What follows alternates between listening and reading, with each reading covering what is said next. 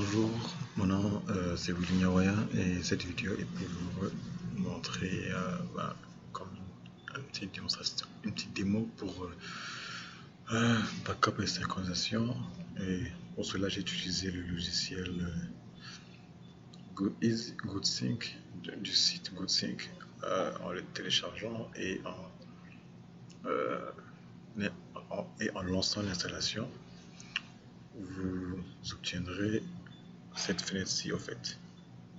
Pas vraiment la fenêtre, mais quand vous atteindrez cet élément qui apparaîtra dans votre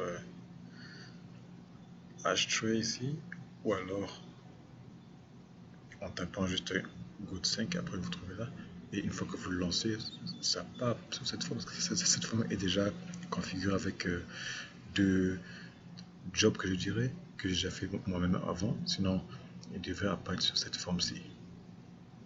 Voilà, en tant que nouveau. Et vous avez le choix des différentes configurations à faire, soit synchronisation ou bien soit synchronisation ou alors backup. Moi je commence par le backup. On peut donner un nom, disons backup, pourquoi pas, test. Ok, et le voilà apparaître ici en fait, comme les autres qui ont été faits auparavant.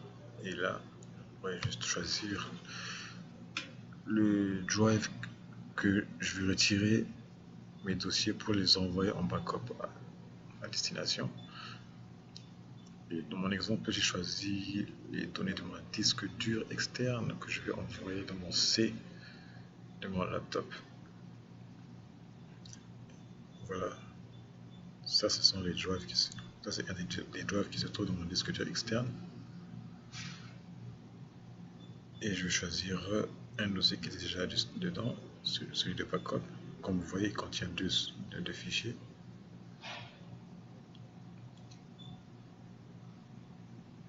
Ça c'est juste un message qui dit que la lettre du disque portable va devoir changer, mais il n'y a pas de problème. Et là, je choisis la destination où j'envoie ça. Comme dans mon exemple, j'avais bien dit que ce serait dans le C de mon portable, de mon laptop. Et vous pouvez choisir un des dossiers que vous voulez dans lesquels vous voulez envoyer vos backups. Mais moi, pour cet exemple, je vais créer un nouveau pour vous montrer que c'est vide et que je vais incorporer ces éléments. Appelons-le encore backup test. Ok, comme vous voulez, elle est là. Ok, et le prochain étape sera de faire une analyse pour montrer que tout est correct et tout se passe pour le mieux. Après l'analyse, c'est juste faire la synchronisation. Et dans la synchronisation, c'est là pour déterminer que tout a été envoyé correctement, il n'y a pas de conflit ni d'erreur, tout est beau.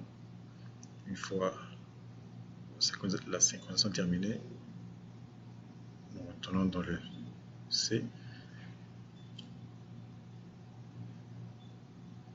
Une fois dans le C, nous allons pouvoir voir le dossier qu'on a créé au moment de la configuration qui s'appelle backup test. Et quand on va dessus, nous remarquons exactement qu'il y a les sous-dossiers qui contiennent les fichiers, en fait, les fichiers qu'on a tirés de notre disque dur externe.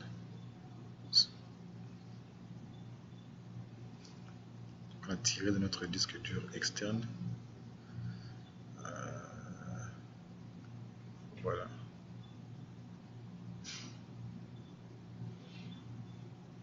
Backup. Et c'est ça. Voilà, ça c'était ma vidéo de backup. Merci d'avoir suivi. Et dans la prochaine vidéo, je vais vous montrer pour la synchronisation.